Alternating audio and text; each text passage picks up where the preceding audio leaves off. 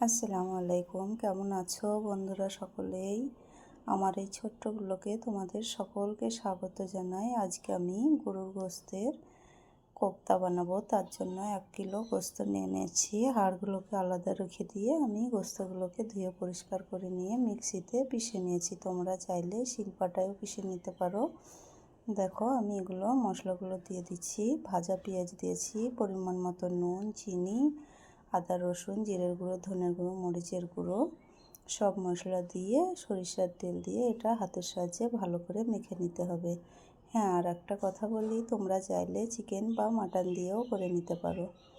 অনেকেই এটার মধ্যে বেসন দেয়, আমি বেসনটা দিব না, কারণ বেসনটা দিলে স্বাদটা একটু অন্যরকম চলে আসে। তার জন্য আমি বেসনটা দিই না, তোমরা চাইলে দিয়ে নিতে পারো। কোপ্তার আকারে এগুলোকে আমি সব তৈরি করে নিলাম। সবগুলো আমার হয়ে গেছে, এগুলো আমি ভেজে নেব। হ্যাঁ, আমি কড়াইয়ের মধ্যে কপিস চর্বি ভেজে নিচ্ছি, কারণ ভাজা চর্বিটা খেতেও অনেক ভালো লাগে।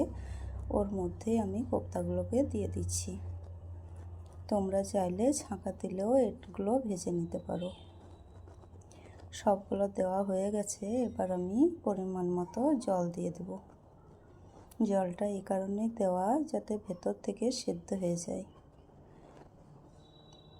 বেশি পরিমাণে দেওয়া যাবে না, অল্প পরিমাণে দিয়ে 5 মিনিট রান্না করে নিয়ে হালকা হাতে এটাকে নেড়ে নিতে হবে। পানিটা যখন শুকিয়ে যাবে অল্প আঁচে এটাকে লাল লাল করে ভেজে নিতে হবে। ভিডিওটি ভালো লাগলে একটা লাইক করো, চ্যানেলটিকে সাবস্ক্রাইব করো, আর এরকমভাবে রেসিপি বানিয়ে খেয়ে দেখবে, অনেক ভালো লাগবে।